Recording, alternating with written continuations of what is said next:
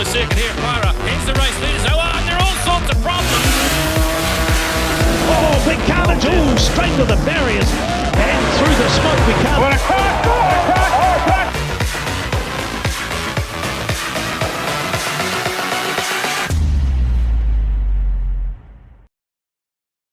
Welcome back to Retro Motorsporting 2025. Up first, it's 2011 and round 7 of that year's New Zealand Offshore Powerboat Championships from the Auckland Harbour.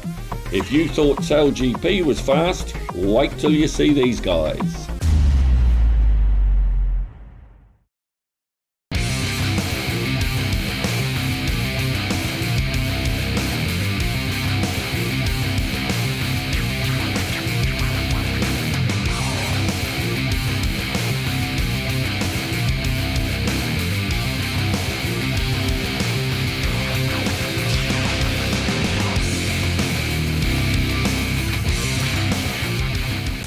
With just 2 rounds of the championship left to go, let's have a look back at the season so far. On Lake Taupo, Fairview, Schick and Doosan all went at it for the first round victory. In the end, Fairview managed to get around both Doosan and Schick Hydro to march on to victory to open up their 2011 championship campaign, but it was a close race. In 60 Mile, it was the Pals and Back to Basics winning on debut, and in Formula Honda, Mike Urquhart and James Downs took out round number 1. It was on to Gisborne for the second round of the championship in ideal conditions for the big superboats, and again, it was the top 3, Doosan, Fairview and Schick going at it. Schick unfortunately had a driveline failure, giving the eventual win, and 2 in a row to Fairview windows and doors.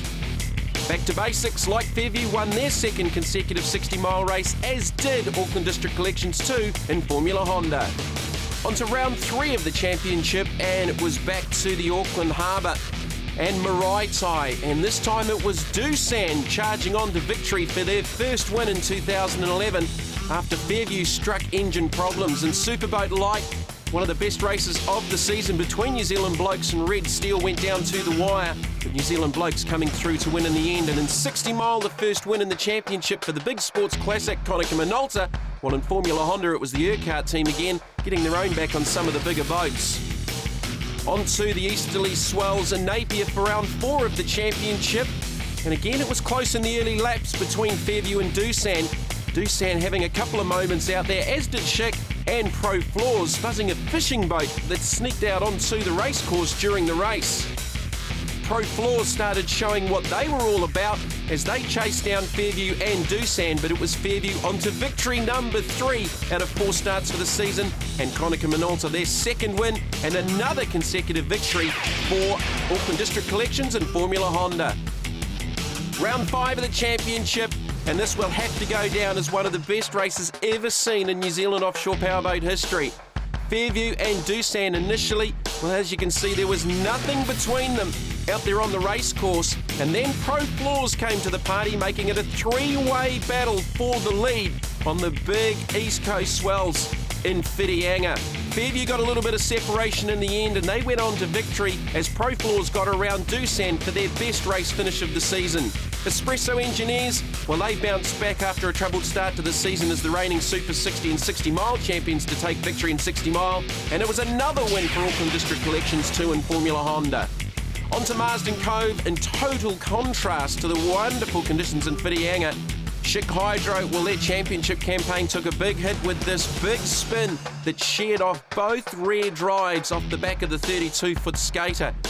It didn't bring an end to the race. A couple of the other boats stopped to render assistance, namely Doosan, and they had a driveline failure while they stopped. Konica Minolta also stopped, but Fairview went on to win yet another race victory with 2 rounds left to go. Fairview windows and doors lead after 6 rounds, 2.750 over Doosan on 1975. Back to New Zealand Blokes, Pro Floors, Schick Hydro and Red Steel.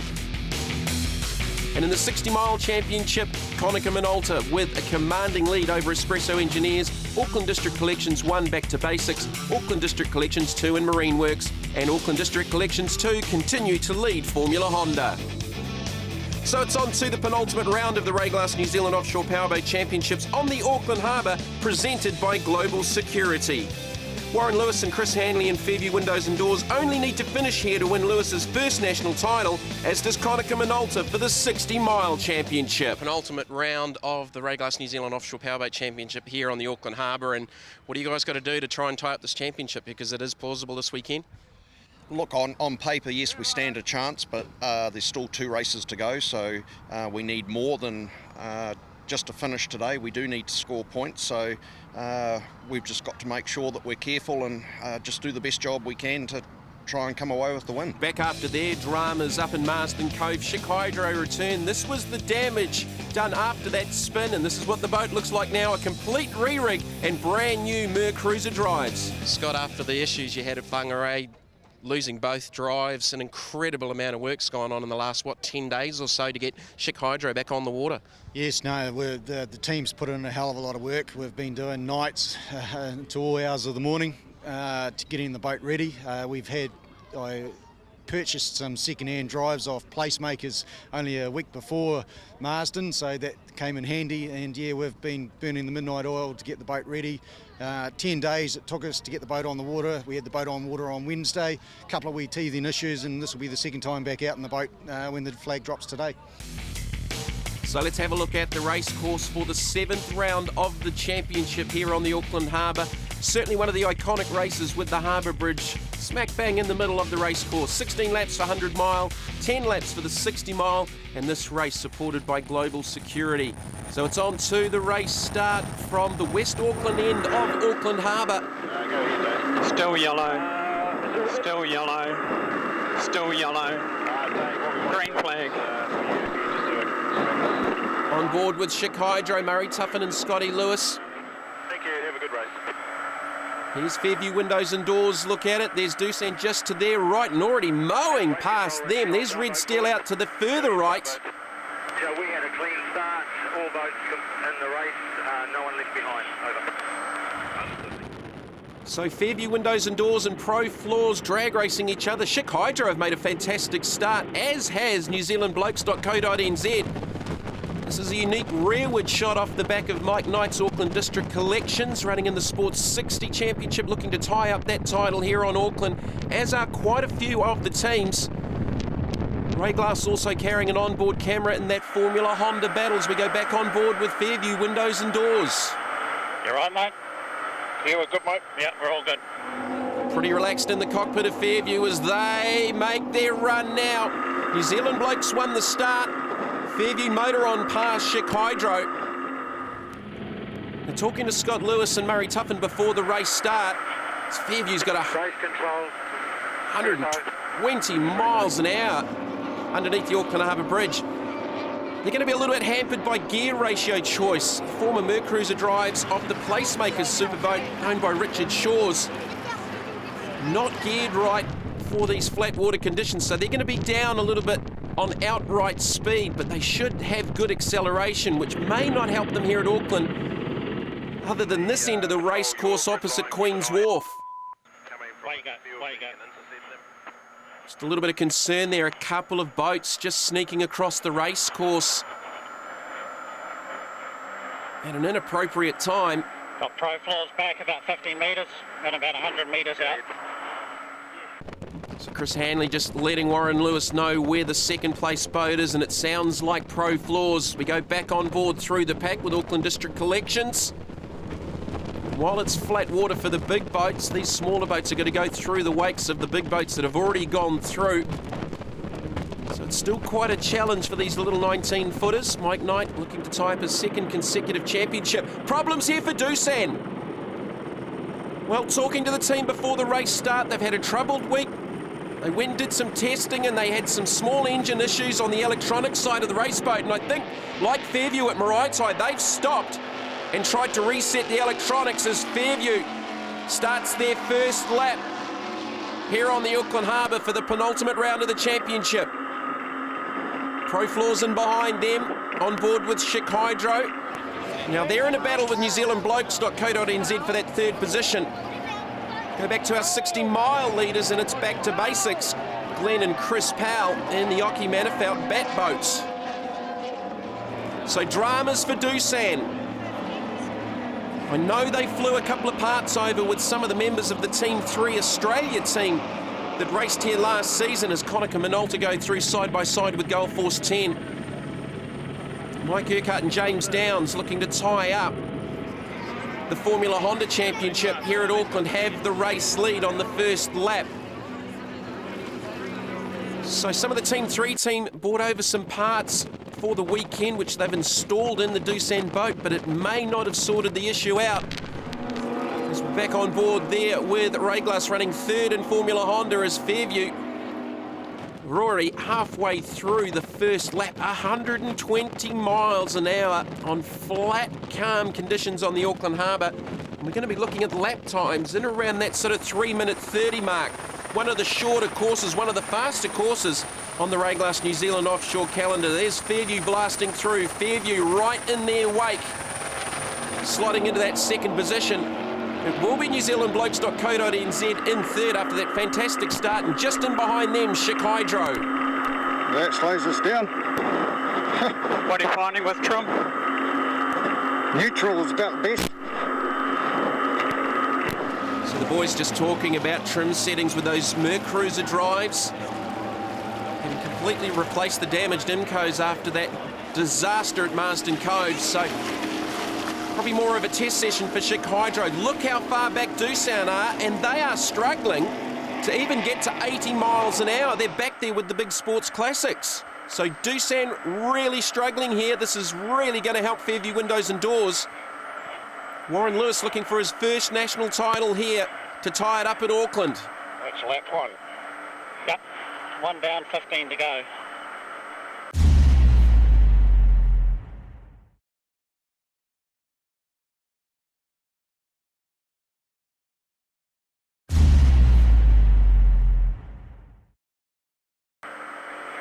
Doosan has dropped right back. You're about 600 metres in front of Pro Floors at the moment. So you heard the gap back to Pro Floors, 3 minutes 28 for the first lap. So Chris Hanley and Warren Lewis have just got Fairview tapped out in the early laps. This is a giant killing run for NewZealandBlokes.co.nz. We know that boat is very, very quick in the flat. Good to see Topaz back, running in the Sports Classics, Brian McLean and Ian Reeves. And behind them, the Formula Honda battle continues. Auckland District Collections leads CRD, and Ray Glass's Fairview blast on by. That's 120 mile an hour versus about 65 miles an hour. 1100 horsepower compared to 150 horsepower. So quick-fired laps. Fairview continuing to dominate here in the early laps. That fantastic shot of Auckland District Collections underneath the Auckland Harbour Bridge. And that team leads the Sports 60 restricted class.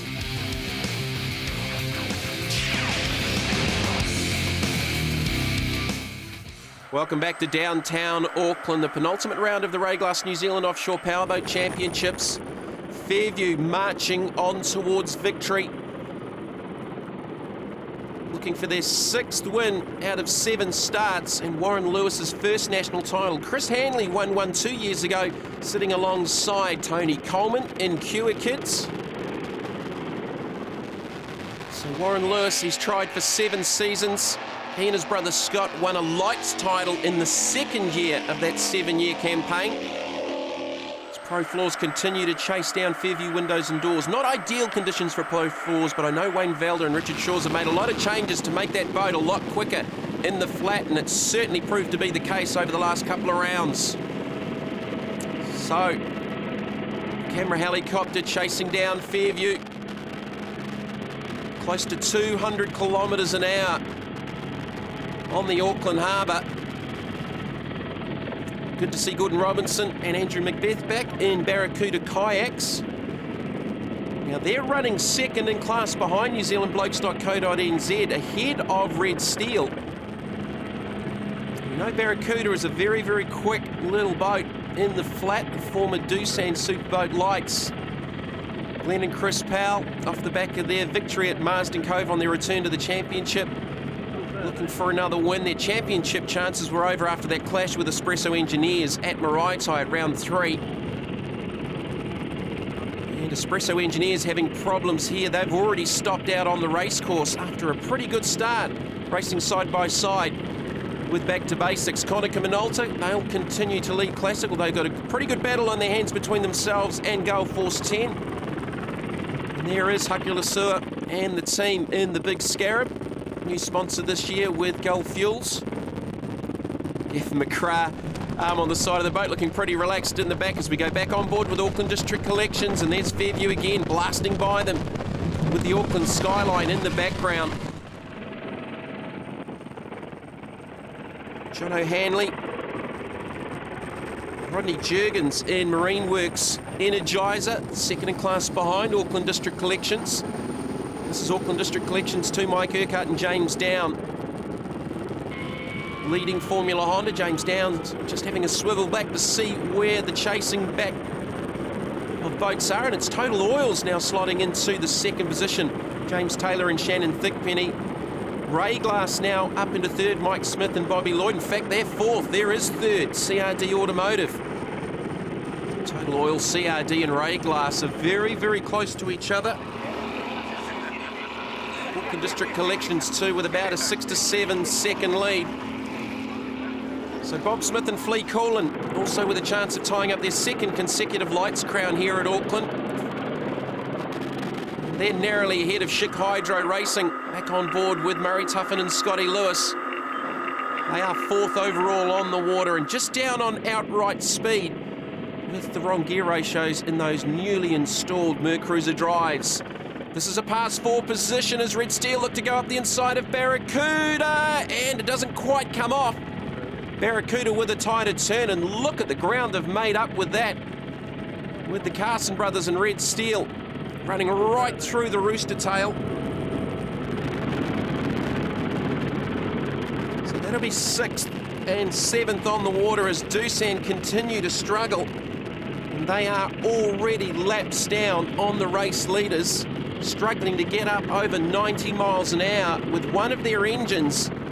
Just listening to the shore crew here at Auckland Harbour, going into that protective mode, dropping RPM. So Pro Floors looking for another second place finish here, chasing down Fairview Windows and Doors. A great run here for Wayne Velder and Richard Shawes. As the battle for Formula Honda continues, it looks like CRD now second, having a moment there ahead of Ray Glass. Just dropped off Total Oil. Auckland District Collections 2 still up ahead of them. So great racing in the Formula Hondas as the checkered flag is out already for the 60 mile.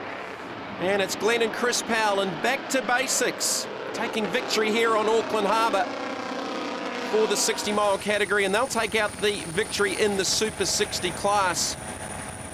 As Doosan continue on in second overall and tying up the 60 mile championship for 2011. It is Konica Minolta, Greg Brink, Ross Christensen and Dave King and the rest of the team. So a great outcome for them for 2011. Good run here at the end of the championship for Hakulasua and Gavin McGrath and Gulf Force 10. They will be third overall here on the Auckland Harbour. And fourth will be Mike Knight and Nigel Smethurst in Auckland District Collections. Knight's second consecutive championship after his Formula Honda victory last year. They will take out the Sports 60 restricted category for 2011. And championship as a driver for Mike Urquhart in Auckland District Collections 2. James Down sitting alongside. Take the victory here at Auckland and the Formula Honda title. Total Oil crossing the line in second. They got around Ray Glass and CRD in the last laps. Mike Smith and Bobby Lloyd finishing third. Here on the Auckland Harbour, former national champions in Ray Glass Racing. And they'll finish ahead of CRD Automotive, the Duns. So Mike Urquhart and James Down happy with their victory as Fairview take out the win on the Auckland Harbour and tie up Warren Lewis's first national crown for the Ray Glass New Zealand Offshore Powerboat Championship. Pro Floors will finish second overall here at Auckland. New Zealand blokes, a giant killing performance for third overall. And Bob Smith and Flea Coolin second consecutive New Zealand Lights title. But it's Warren Lewis's afternoon, his first national crown after 7 years of trying. So Fairview Windows and Doors with the race victory overall on the Auckland Harbour, ahead of Pro Floors, Wayne Velder and Richard Shaw's, New Zealand Blokes, Chick Hydro, Red Steel and Barracuda Kayaks, with Doosan finishing in the 7th position. And in 60 mile overall, it's back to basics ahead of Konica Minolta, Gulf Force 10, Auckland District Collections 1, Auckland District Collections 2 and Total Oil. Great feeling to bring a championship home for the first time, and before the race started we had to decide whether or not we're going to go out there and race hard or race for the points, and couldn't just race for the points, so we certainly were going pretty hard. We were cornering pretty conservatively, to be fair, but we were still running reasonably hard. Doosan's been very competitive this year when they haven't had mechanical problems, but Pro Floors have just leapt ahead, just phenomenal, and then even Chick Hydro, now that they've put the new drives on. The boat actually felt really nice out there today, but unfortunately I don't think we had the legs on Fairview today. We've been working on the boat pretty hard all season just to get that optimum speed, which I think we just about have out of the boat, but still not quite quick enough. Absolutely ecstatic, for two reasons. One, we've now won the National Series for the second time, so we won it last year and defended it. Defending's always harder, but that's probably the best race we've had in the boat in terms of boat performance. So in terms of top end speed, and I think we drove well as well. The water suited us and got a good start, so we just held them off, yes. Go to Wellington now and no holes barred, we can go hard out. So with just one round left to go on the Wellington Harbour, Fairview Windows and Doors have tied up their first New Zealand offshore crown ahead of Doosan, Pro Floors, New Zealand Blokes, Chick Hydro and Red Steel. And like Fairview, Konica Minolta had tied up the 60 mile championship with one round to spare ahead of Espresso Engineers, Auckland District Collections 1 back to basics, Auckland District Collections 2 and Marine Works, Auckland District Collections 2 with the championship win in Formula Honda.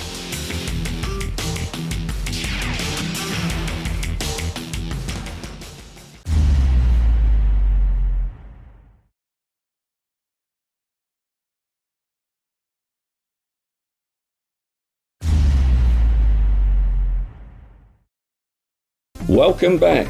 For part 2, it's 2009. The place, Ruapuna Park, Christchurch. The event, it's the mighty NZ V8 Utes. It's race time.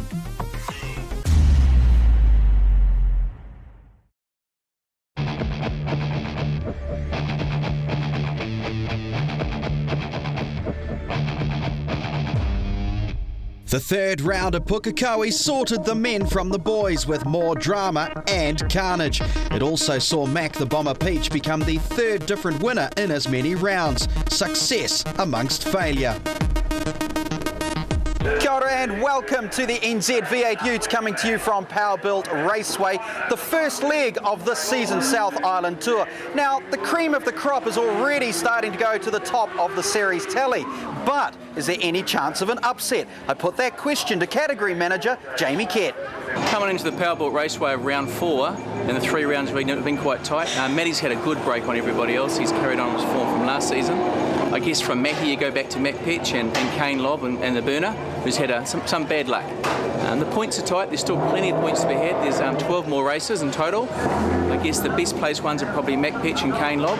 They both do well at Ruapuna. This is Kane Lobb's home track, so I guess there's a lot of points to be made up, and Matty's got about 39 points in the lead. There's 39 points for a win, so anything can happen. So there's Jamie's thoughts on the topic. Let's go find out if he's right, and we go check out qualifying. As expected, Simon Junior Byrne was amongst the front runners, clocking up great times on his home turf. But you can never count the Phantom out of the equation, as he also made a play. But Uncle Jamie picked it. Kane, the Ginger Ninja Lob, was the man of the morning. So, how did he get around Ruapuna so quickly? Well, we once again call on the expertise of Andy Booth to guide us around the track. It's probably one of the best sort of combination tracks that we've got in New Zealand Powerboat. It's got a really long, wide straight. You need some good power. You've got the sweeper coming onto the straight, the big infield corner that a lot of people would like to refer to as a carousel, which just goes on and on and on. And then you've got a lot of hard braking, slow 90-degree corners. So you've really got to have a car that works relatively well in all situations. Probably the biggest trick with this track is the driving of it.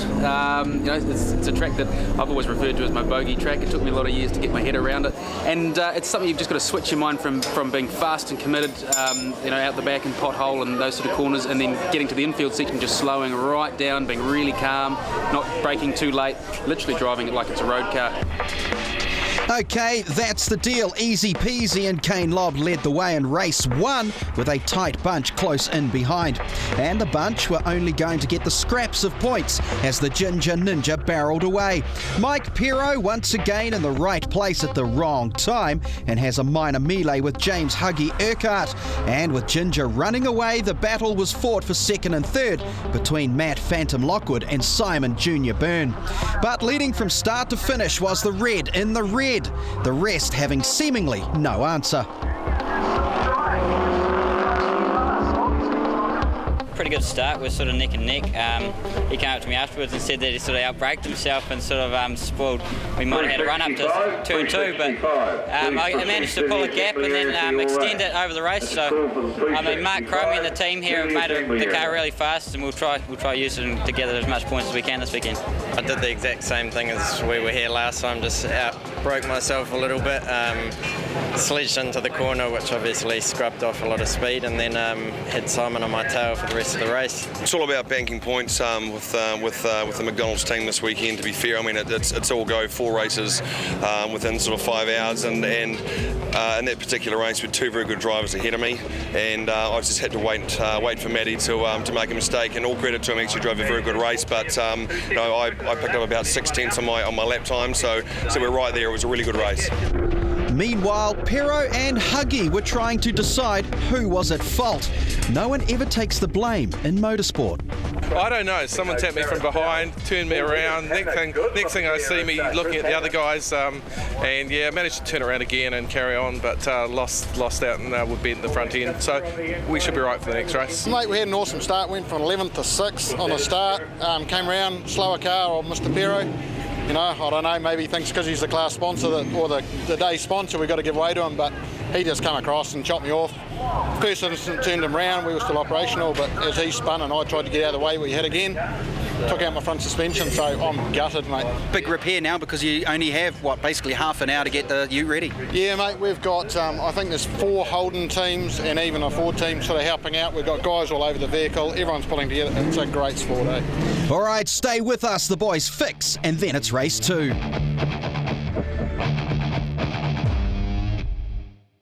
Welcome back to Powerbuilt Raceway. Now, you may have noticed that the chairman, Ash Cairns, is missing from the lineup. Well, he is, but his ute's not. We changed badges, running the Ford now. It's my 21st present coming up, our birthday coming up, so for a present, the old man's shouted me to drive in the ute, so it's a pretty good birthday present if you ask me. So what's it like jumping into a ute made for a man who's about 7'9"? Yeah, well, we've had to make new seat brackets and everything. It's when I first got in, I could hardly reach pedals, but I'm sort of getting a bit comfortable in it now, so yeah, you know how it is. So Dangerous Dane running will be in the Ash Cairns Ford, and he'll be starting from the middle of the pack of race 2. And race 2 is a good spot for Bomber up the front. Bomber up the front, I love it. And Matty Lockwood, the defending champ, on the second row of the grid. Well, it's Kernahan who's drawn him beside the Shrek. Don't take the ginger off me, the Ginger Ninja. Kane Lobb, he's there. Middle of the pack for him, and just slotting in behind us, the Spence Senior, Paddy and Huggy. Yes, the wildcard racing ute, 45 there of Huggy Urquhart. You ready to go? You started off. To go. Oh, well, here we go. We're waiting for the green light. It's still red, and we're racing now at Ruapuna. Well, I got a little jump start, and so did Graham Senior. Bernie's getting a good move. move, and he's trying to go wide, then goes on the inside, settles down into normal mode. Already, we're seeing touching in the middle. What do you mean settles down into normal mode? There is no normal mode for Senior. We've got a little bit of paint being exchanged on the inside of the track there, but it doesn't mean enough yet. Well, the convoy has started as they go through the first section of the track. Bomber is out front, and then it is the Phantom and Pero slotting in. Huggy is in the back section, and he's going to have a lot of work to do to try and keep up, while the Ginger, he makes some very nice moves around the outside and is a direct battle with Junior. This Mac Peach, he's really had a good year, hasn't he? His best results have been this season. Warmed up last year. The Mac Burger, he's ready to go today. Well, Mike Pero, we're in car with him at the moment as he looks ahead to the Phantom, slotting into second spot. Mac the Bomber Peach out in front in the Super Freight Holden. Wow, you know all the sponsors. That's terrific, Craig. I'm just here to watch them smash each other up. Well, smash they will. This is Ute racing after all. Still Bomber, Super Freight, Barn Company Holden. Then it is Phantom in the H2O older model Holden. And what a great job he does, as we saw at the earlier round, keeping up with these guys in the VE. And there's Pero doing a great job. Junior and Ginger still slicing and dicing. Yeah, Junior, Ginger and Pero, they're loving it. And a terrific sounding combo as we go inside Graham Byrne, the senior, the oldest man surviving in racing in New Zealand. I had an email for him through the week. What's his favourite food? I asked him. He said it used to be steak. Now it's anything I can chew. Wow, that's nice indeed. I'm sure he'll love you for that as well. Expect more texts and emails. Fantastic. Right, Bomber still out in front, leading the pack as they come past the start-finish line. It is Phantom and Pero slotting himself into third. He'll be very pleased with himself, and he's keeping up with them. That is a good thing. Junior and Ginger, as said before, still slicing and dicing. Now, Junior Burner is not getting the... Hang on.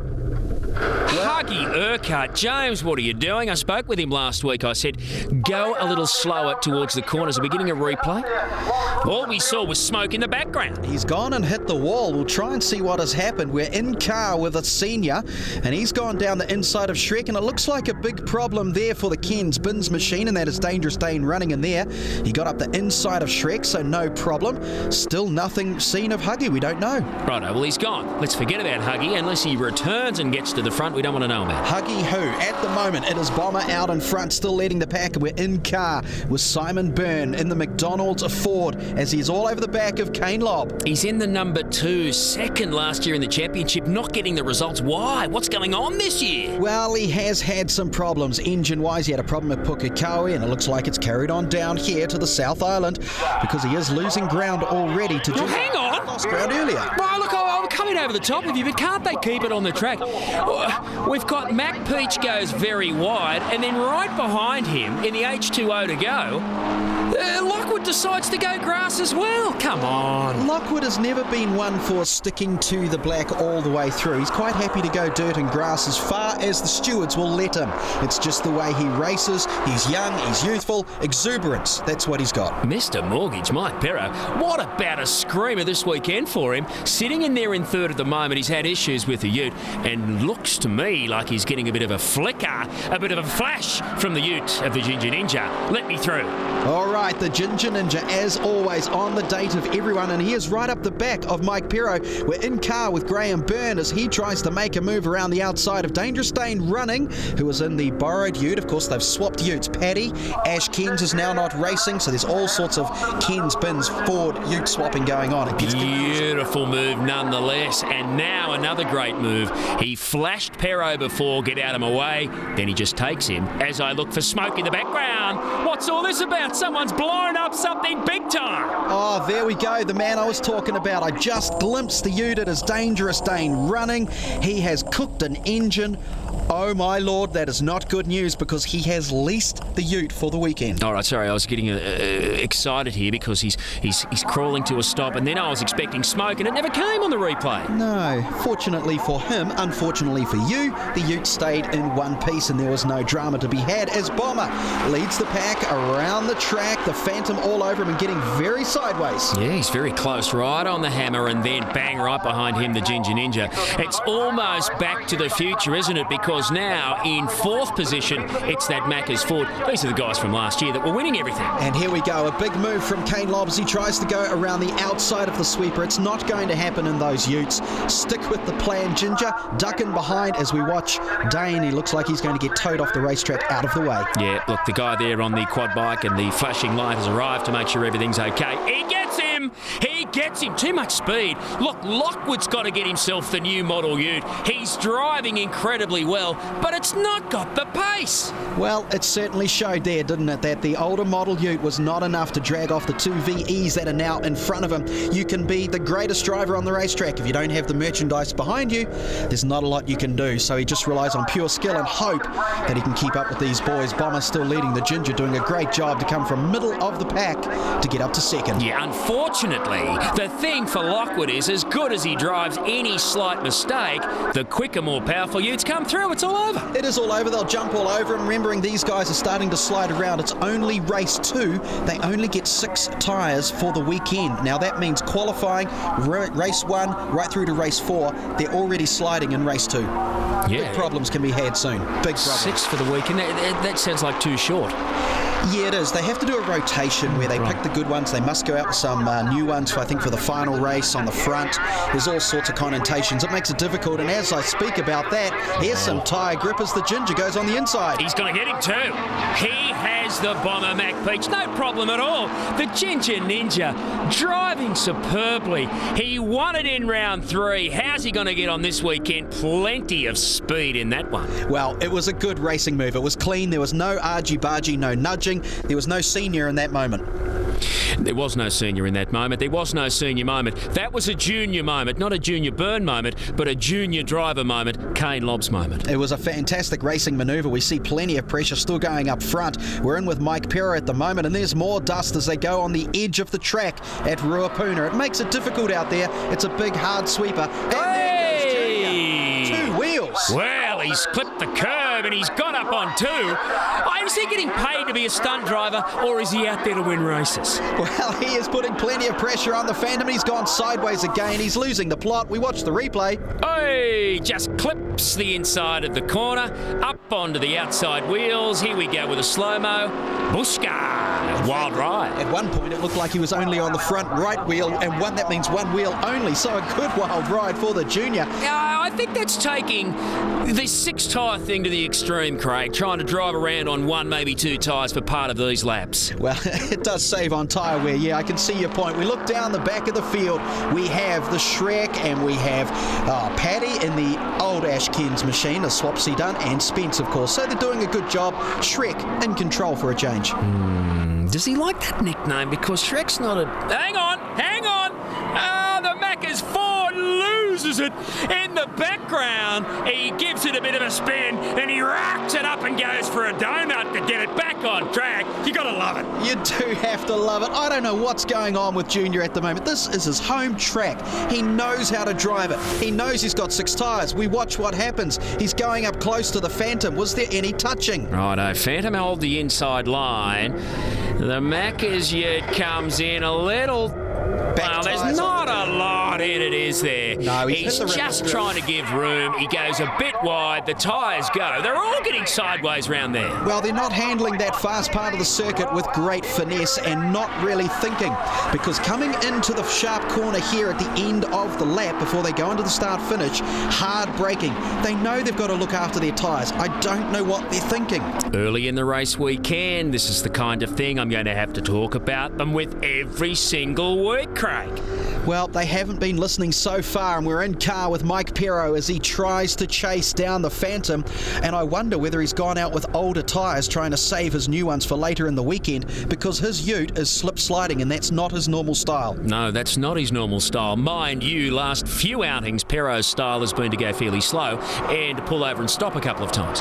Well, the race leader still is the Ginger Ninja out in front. A fantastic drive to get in front of a whole heap of Utes, and then it is, well, the Phantom trying to hold off Pero, and it's a good battle between these guys. Yeah, it is a very good battle, actually. Pero's really starting to enjoy driving this Ute. First year in the series. Didn't see him last year.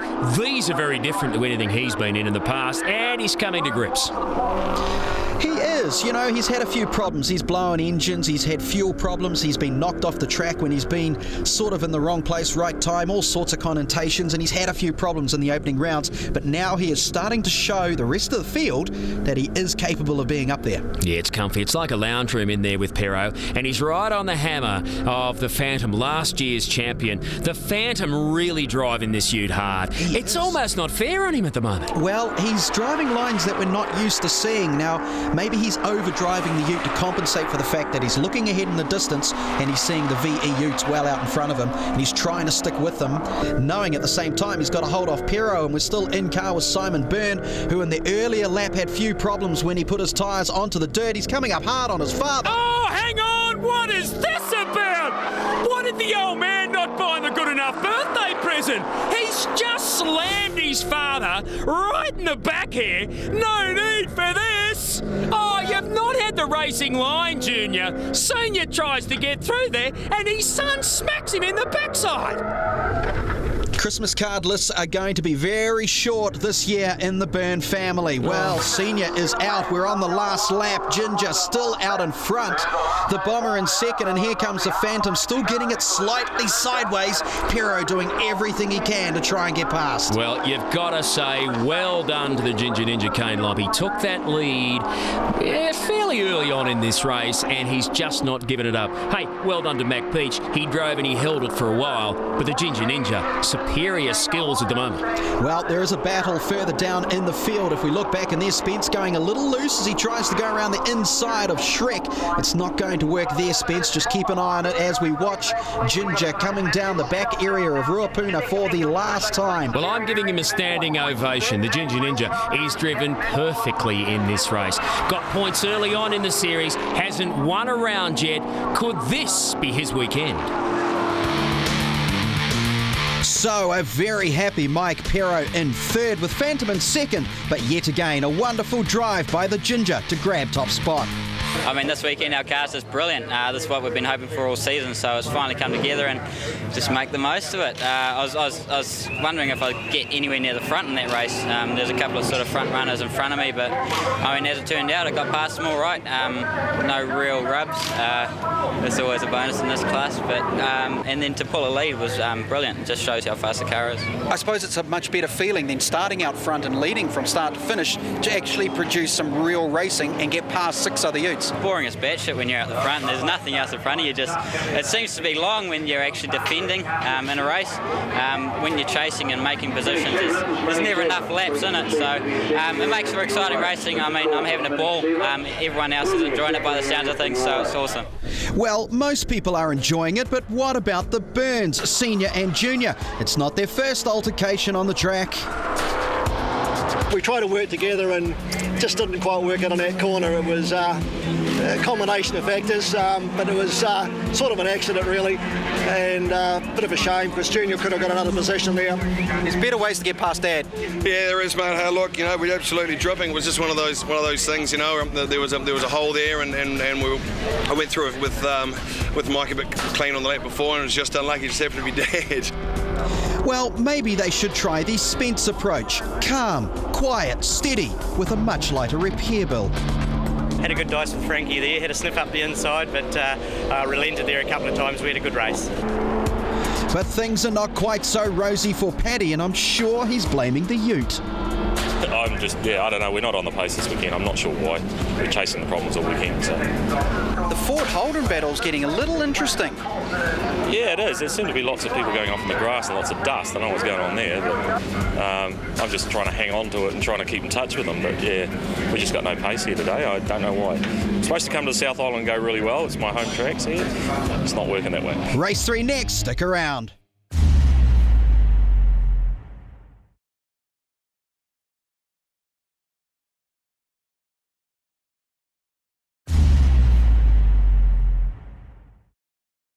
Kia ora and thanks for joining us here at Powerboat Raceway for the NZ V8 Utes. The boys are lining up to do a few more bad laps around the track.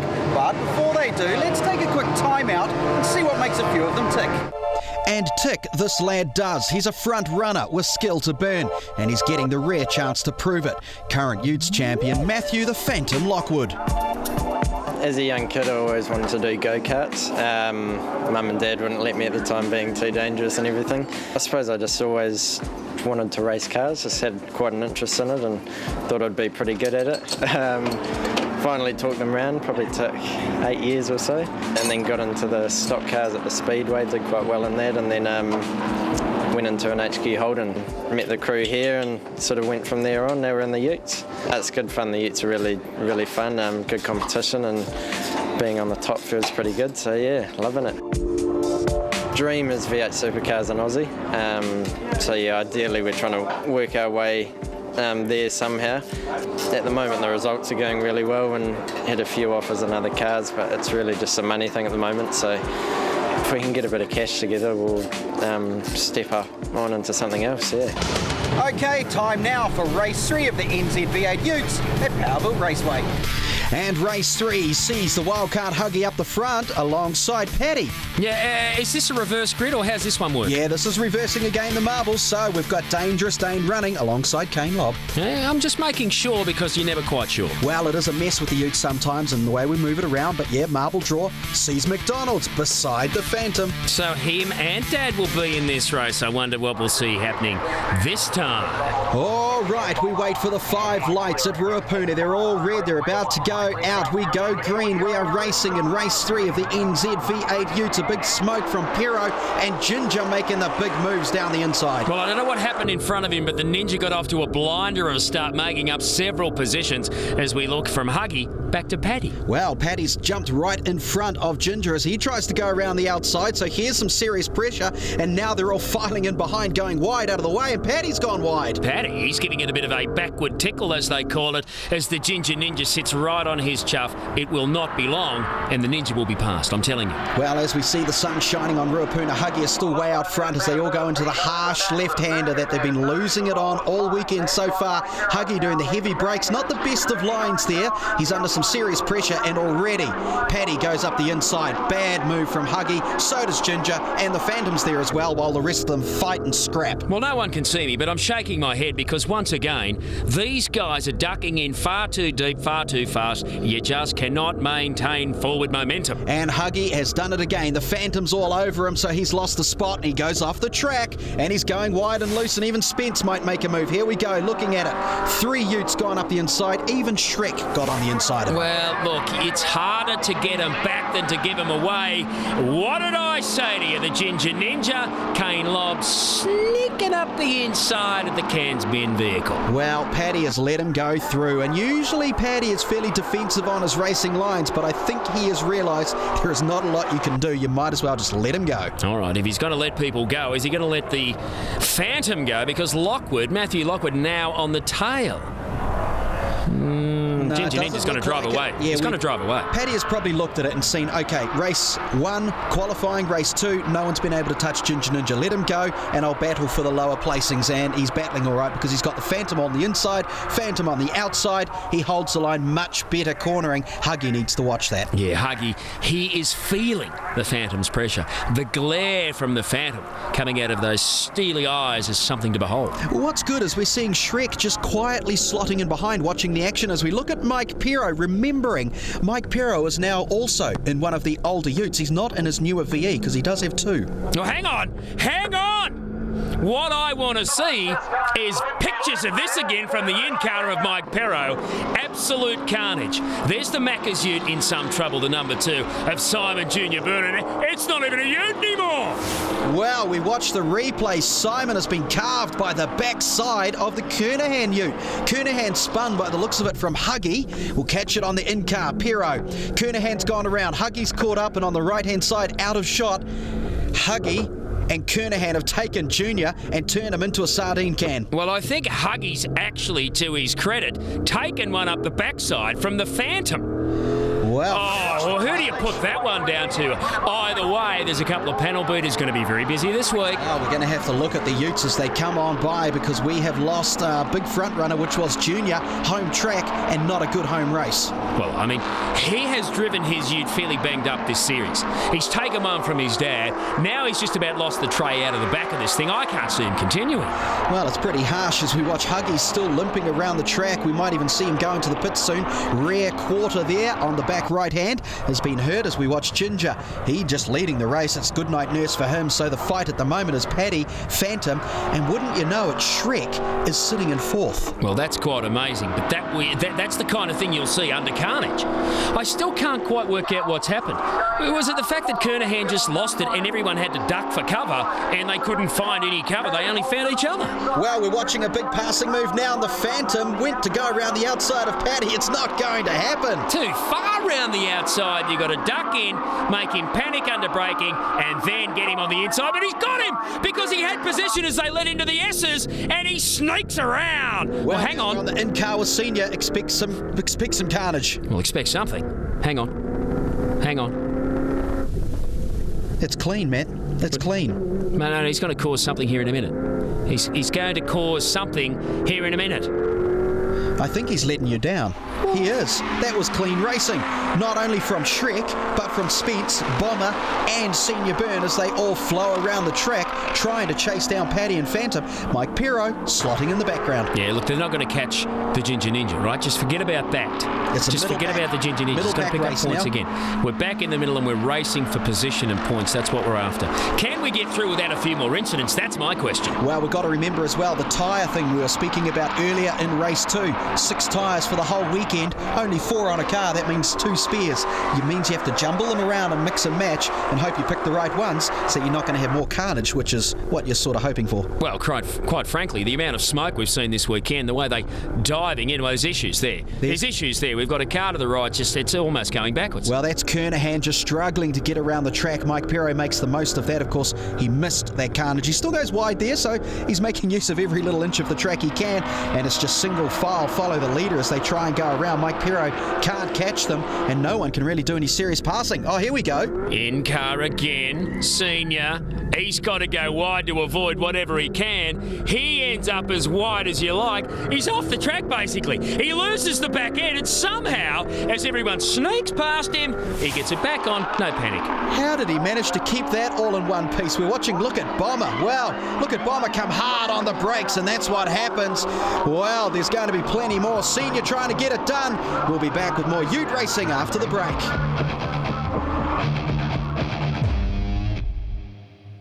Welcome back to Ruapuna, V8 Ute Racing, race 3 of the weekend.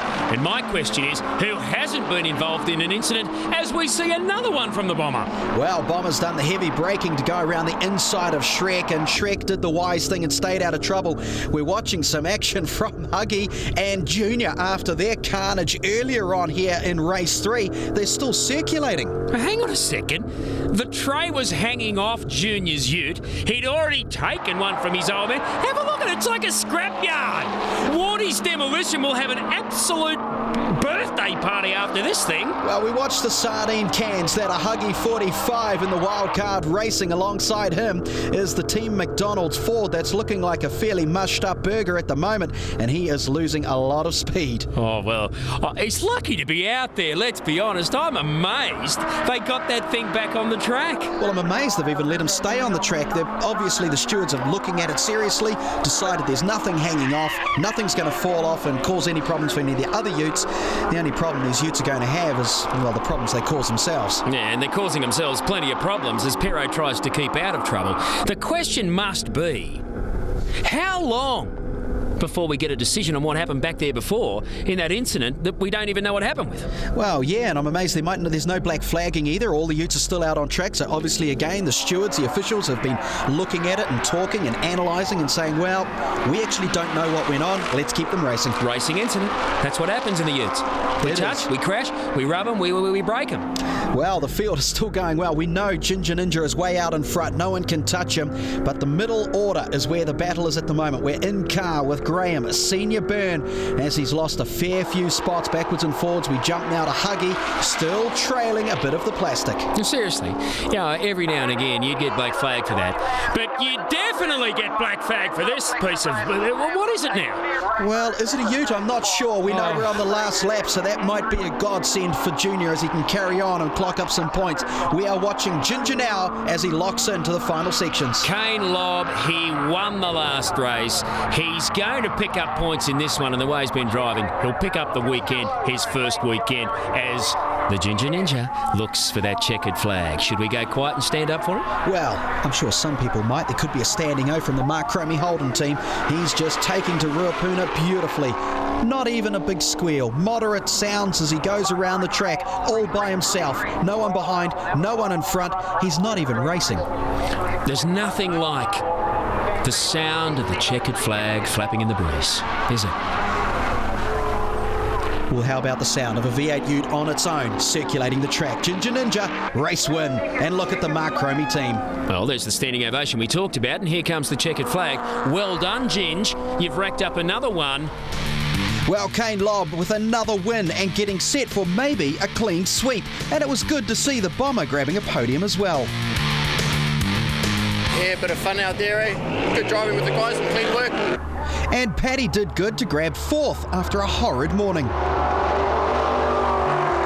We actually found a problem in between the race and this one, but about the third lap of that race, the power steering started going. So I had power steer halfway through the track and I'm absolutely knackered. And there was plenty of drama and carnage as always in the NZ V8 Utes. 3 of them involved, the Junior, the Huggy and the Kernahan. Dave, obviously both decided we'd have the same square inch of territory in a corner. Just 2 different lines. I don't think there was anything involved in it at all. Just looks like we locked rims and unfortunately it caused a wee bit of bent panels. Well, I think coming out of the hairpin, Huggy went wide and I got past him. And then I thought I had the corner, but I think it was Huggy that tagged me coming into the next corner. And then when I started spinning, I got into the side of Simon. And what about Junior, who was looking a little worn out? He must be fizzing, raring to get himself back out on the track again. Is it home time yet, Soddy? Maybe not. Repair time and then it's race 4. Don't go away. Welcome back to the 4th and final race of the 4th round of the NZ V8 Utes at Powerbuilds Raceway. There's no more marble draw and there's no more scratch race. It's all about aggregate points as the cream has risen to the top. Well, we look at the points and there he is, the Ginger Ninja out in front. Yeah, I like how they're showing you the right-hand side of the McDonald's Ute. There is no left-hand side. Well, there isn't. I hope they've got a lot of tape on that thing and it's all blue. We've got Spence just slotting in at number 7. It's very, very, very nice and all the same colour, wasn't it, that one? They've been very coordinated. Pero? Mike Pero, you got to love him.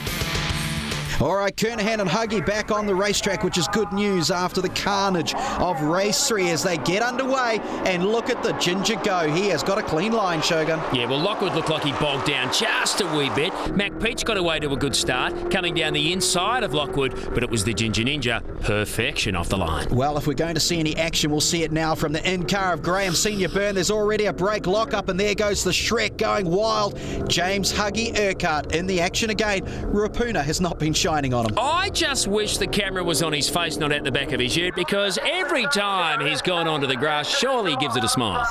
I'm sure he's wondering what's going on, and so is Andy Booth, his team manager, in the earpiece as you speak.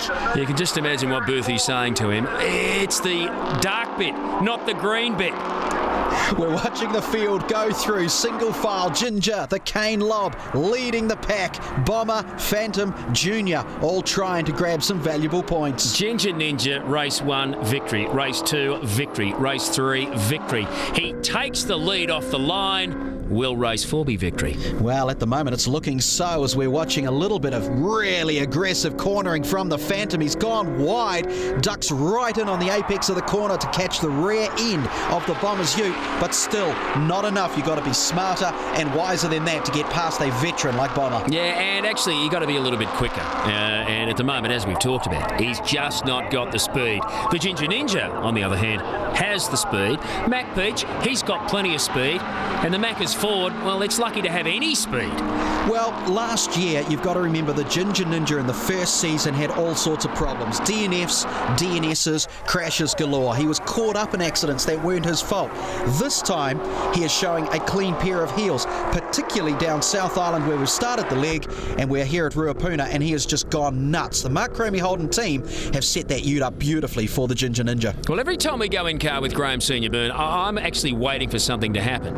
And it's not always happening, but there's almost a touch. There's almost something. If it doesn't happen, it almost happens. Well, you're almost salivating at the thought of what's going on when Graham Byrne is out on the track. It is the two John Jones Steel utes at the moment. One is the Holden with Shrek, one is the Ford with Senior, who does a great pass on the inside, and Pero tries to get in on the action as well. And now Shrek, he's not going to let that stand. He tries to sneak a little. He's not close enough. No, he's not going to get past his teammate. There's no doubt about it. Mike Pero. I still love saying his name because he's the mortgage man. No other reason. No, we'll leave it at that. Well, he's going a little bit loose now because he's watching Shrek, and in the back of his mind, Mike Pero is saying, Shrek, you haven't had a lot of time behind the wheel of a race car. I've had plenty. You're mine. You know why they call him Shrek? Because no one can say his last name. Exactly right. That's the only reason. Yeah, no, it's true. Glad you brought that up. We're watching Bomber at the moment. This is the battle for second, third and fourth, and we caught a glimpse of the wreck that is the Juniors ute. You know, to a certain degree, I'm not even sure you should be allowed out there with a ute looking that rough. You know, motorsport's all about nice paint jobs, looking good, and keeping the sponsors happy. That thing, it looks like a burger that's been run over by a Mack truck. Well, maybe that's good for them. Any footage is good footage. As we speak of that, it is Mike Pero in car, trying to catch up to the Shrek, and the Senior in front of him. Shrek knows he's there. He's done a wide line on the sweeper, and Pero is all over him. A puff of smoke, but not enough to cause any real concern for Shrek. Pero has got to sit back and continue to watch. Craig, Pero was in a different ute last time. That's an old ute he's in.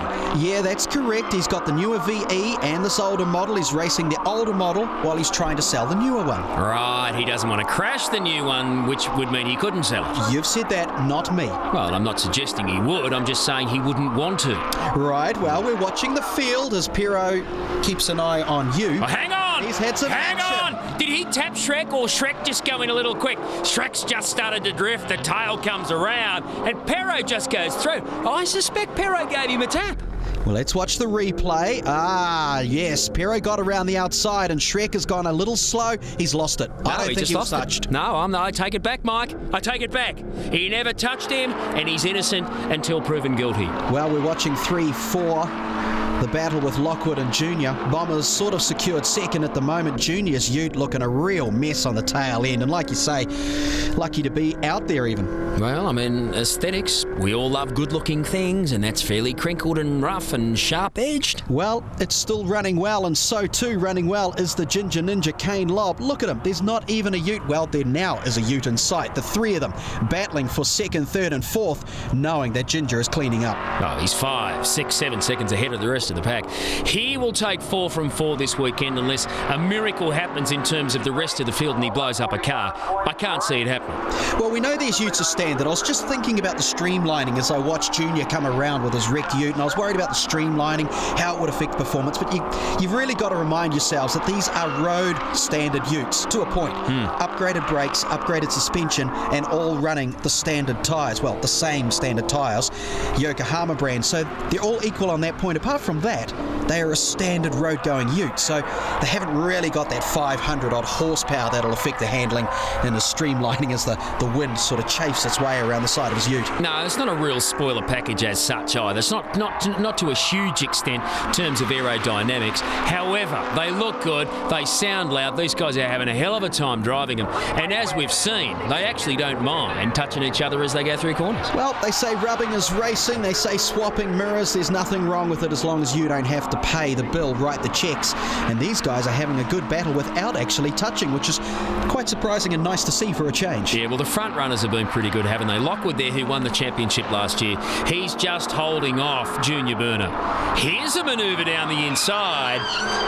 Well, these guys have had a tangle earlier in the day. They are staying a ute distance apart from each other because they're like magnets at the moment. Huggy and Kernahan too wide around the sweeper. Well, Kernahan caused the biggest bingle of of the afternoon, and we know Huggy's been involved in everything. So Huggy's got the inside line. Kernahan backs off as they go into a Berg left-hander at Ruapuna. Good smart move by Kernahan. No point trying to go around the outside. We are in the last lap, and we know that there's action at the back of the track. Yeah, well, they're not going to give up, are they? Right to the very end, the bitter end. Here we go, back to the front. It's my boy, Kane Lobb, the Ginger Ninja. He's been unbeatable this weekend. Ruapuna, it's like he's home away from home. Well, yes, it is. And in fact, it is his home track. It's his old base, his old stomping ground. And we're watching the battle still unfold behind him because he is cleaned up. We know he's going to take the checkered flag. He's coming down through the last section of Ruapuna. And you should be a very happy man, Shogun. Well, actually, I am a happy man because to finish off this Ruapuna weekend, I get to say the Ginger Ninja takes race 1, 2, 3. Give me a flash, and 4. Well, a very happy Mark Cromie Holden team as he comes through with the clean sweep. 4 out of 4 at Ruapuna. Mac Peach and Matthew Lockwood cracking out the top 3. 4 wins out of 4. It's couldn't ask for much better. I mean, and to pull a lead on every race is just another bonus. I mean, once again, Mark Cromie Holden and the team have just made an excellent car. So big congratulations to the Ginger Ninja and the Mark Cromie team. Taking out first overall, Matthew Lockwood grabs second for the round with Mac the Bomber Peach in third. Okay, time for our demon moment, taking your dad out and not to dinner. Nice work, Simon. Someone is off the Christmas card list. So that's it, all over here at Powerboats Raceway, the 4th round of the NZ V8 Utes. And boy, what a tight table we now have on the points ladder, because the Ginger Ninja Kane Lobb, with his 4 races from 4, has moved himself into 2nd position, dropping Bomber back to 3rd. It is a close quarter that will be found out at Timaru.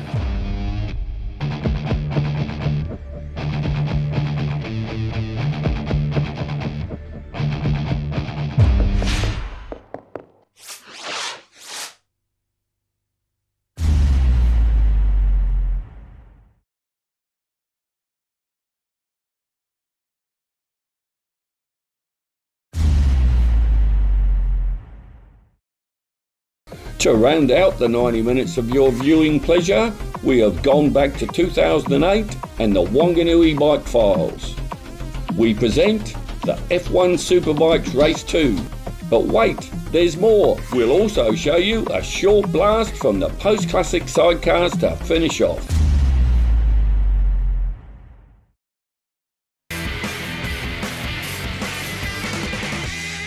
Gareth, fastest qualifier, you're quite happy with that? Yeah, actually, I didn't expect that at all. There's a lot of oil out on the circuit at the moment, dumped a few sessions ago, so to go out there and be quickest was certainly a surprise to me, but I'll take it.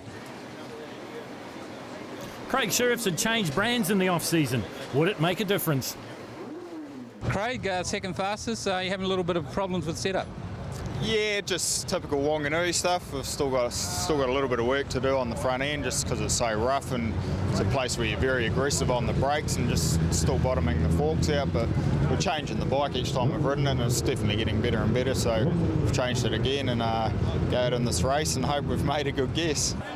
Well, this is race number 2 for the Suzuki New Zealand sponsored Superbikes over 8 laps here at the Cemetery Circuit. And watch number G, that's Gareth Jones from Australia on the Brian Bernard racing machine, but right down the centre of the track. And it looked like Jared Love's got another flyer here, Leighton. He has. He got a real cracker. I tell you, Stroud, he absolutely slipped. He was real slow flying. Well, we've seen so many times before, haven't we, at Wanganui, that Andrew Stroud, he doesn't get the very best of starts, but he normally comes through. Will he do it this time around? It's Gareth Jones that leads them as they head up towards the Robert Holden turn. Yeah, they're absolutely got a cracking pace on. Gareth's pulling out nice here.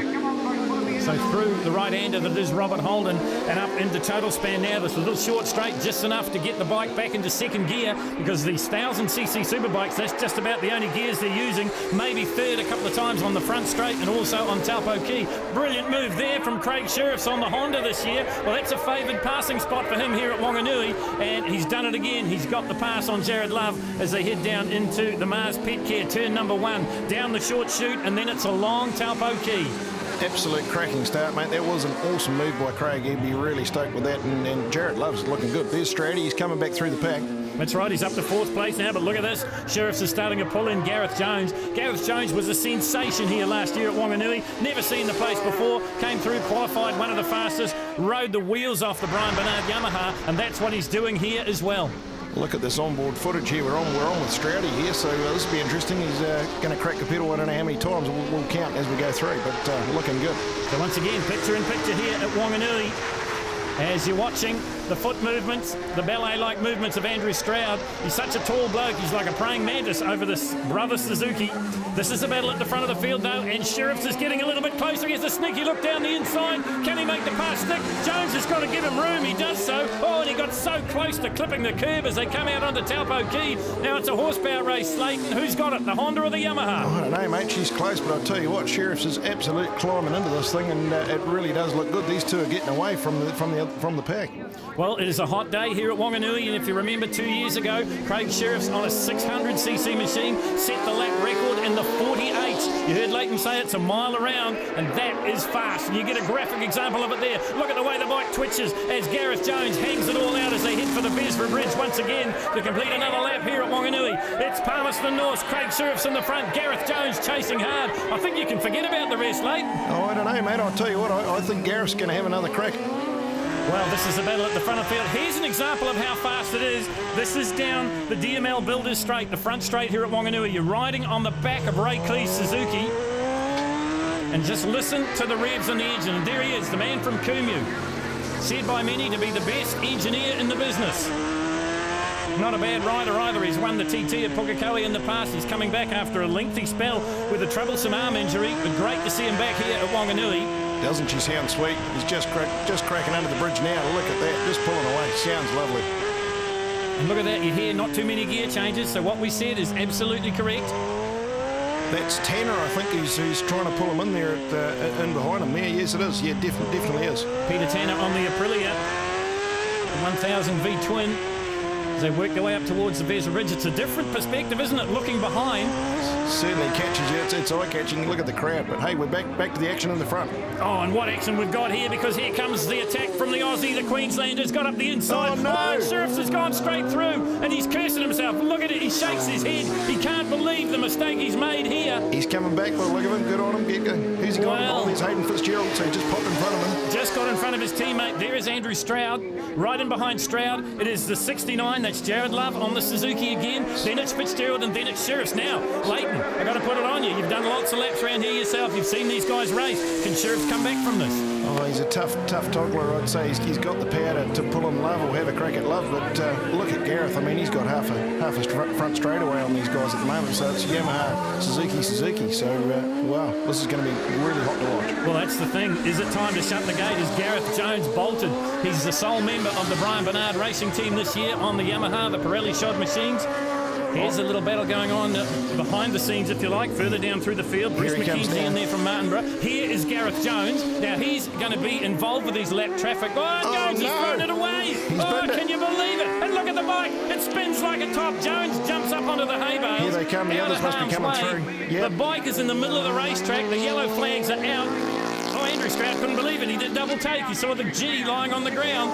And I think Gareth Jones might have hurt himself. Here it is on the replay. Oh, and it's a fast get-off. Yeah, nasty fall. But look, he's got up, which is great news. But look at that bike. She's just spinning. And you want to get out of there in a hurry, I tell you. It's not a good spot to be. Oh, I tell you what, lady was lucky that the bike didn't follow him in. And I think he might have hurt his hand. He's certainly looking at his hand there. He can't believe his bad luck. Meantime, the race goes on. This man can't believe his good luck because he's inherited the front running. And that is Andrew Stroud, 69. Love in second. Then it is Sheriff. So he's on the comeback. Can he go all the way? I tell you, look at Sheriffs. He'll be like a nugget on a hot chop, mate. He can sniff some victory here, so he'll be into this. Well, race promoter Leighton Manel giving us his tips, his expert opinion here. Done many laps in the course car and also on the back of a sidecar. As we go back to our picture-in-picture, you're on board while you're watching the foot antics of Andrew Stroud here on the brother Suzuki. And if you have a look on the top right-hand corner of your screen, that's the outside shot. Stroud leads it. I think that Sheriffs has got up into second place. Just got a glimpse of a red bike there, Leighton. You're dead right, Phil. He's really starting to come in, and I tell you what, there's not much left in this. So I think as we come around this time, I'm bloody sure we'll get a white flag. So down over the Vesra Bridge they come once again, and slightly off camber there, and they're mired in the lap traffic, and once again Bruce McKenzie's going to play a part in this, whether he wants to or not. Here come the two protagonists, and I think Sheriffs has gone up the inside. Oh, he tried. Definitely last lap there, Phil, so we're on it. This is going to be all hot.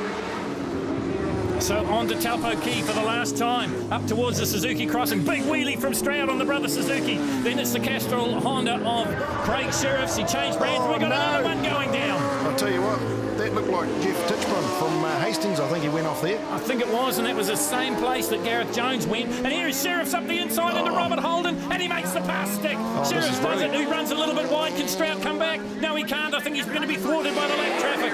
So Craig Sheriffs, he went wide. He overshot the circuit down on Taupo Key. He's come back. Stroudy's back. Stroudy's back in front of him, though, as they come over the Vesra Bridge. This is the drag race to the finish. Who's going to get there first? And it is Andrew Stroud by the merest of margins. Have a look at the difference between Stroud and Sheriffs. Then it was Hayden Fitzgerald. Good ride for the second Honda rider. 69 Jared Love, first of the 600s, and then it was Ray Clee. I spun the back wheel off the line. I didn't really go anywhere. So I ended up way back in the pack, and I had to fight my way through, and I saw Craig and Gareth out there going for it. Then I saw Craig overshoot a bit, and then Gareth went down, so it ended up being in the front. But Craig came by me going into the Rose Gardens up the inside, and fired me up a little bit, and he kind of ran wide, a fraction, and I just enough to sneak back underneath him, and we kind of side by side around the back towards the bridge there, and just held him off. So that was good, wasn't it?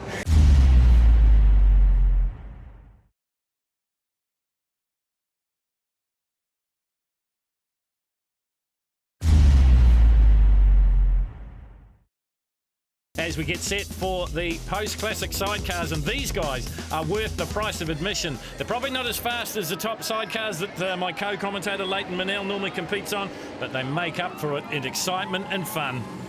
Yeah, these boys and girls, they really put on a good show. I mean, the old-timers, there's a bit of everything here. We've got Harleys, Triumphs, Nortons. They'll really spin the wheels. A lot of rubber, a lot of smoke, a lot of squealing, and it's good fun to watch. Well, it is the BMW-powered classic of Andy Scrivener and Steve Bryan that have gone out into the front, but they haven't got it all their own way. Now, the Mickelsons are right up behind, and young Joanne Mickelson, I don't know, you have a look, she's only a little half-pint, but she really swings out hard on this thing, and her dad, Neville, he's really a good throttle jockey, so now that'll be a good little battle that unfolds here.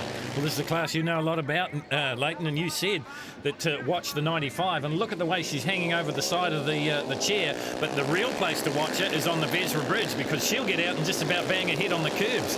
Yeah, really mind-blowing. I saw them follow them at Pyro one year, and obviously when she just gets right out over it and the helmet's just over the curb, you have a look here, it's just quite incredible really, and the bike's in the air, so it's really good for the old crowd to watch, but must be a bit nerve-wraking for Dad. Well, there's a graphic example of it. The 95, Joanne tucks in and gets as aerodynamic as possible as they try and chase down Andy Scrivener and Steve Bryan. Good battle going on for the minors there as well. But the one I'm looking forward to seeing is Will Williamson and Julie Loveridge on the 74. They were insane here last year. Yeah, there we go back. There's the Dennison boys now. They're real show pleasers. You watch this, the smoke come off this thing. But yeah, Will coming back from overseas is just great, and this is the battle of the big wheel as we call it. But look at Dog Roll Dennison, he's really into this thing. He's like a ballerina and in leathers, so we'll watch this with a bit of the crowd just love it.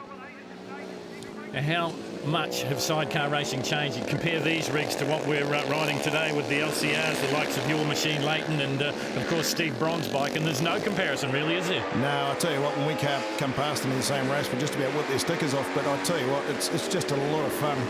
When you get out there on one of these rigs. I've had a shot and I had a swing on this one here, number 74 as well. Been here since 1973, this rig. Absolute crowd favourite wherever he goes.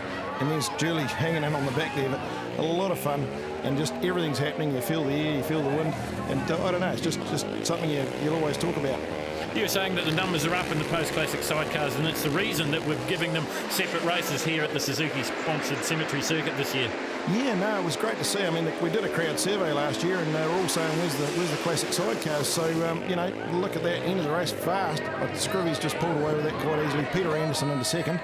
Well, a characteristic tap on the helmet for Steve Bryan there as Andy Scrivener gets the win. Second place, Peter Anderson and Richie Lawrence, and in third place, it's Neville and Joanne Mickelson. Fourth place, Tracy Anderson and Kelly Manel, and in fifth, it's Simon Windleborn and James Bird. Thanks again for watching. See you next week.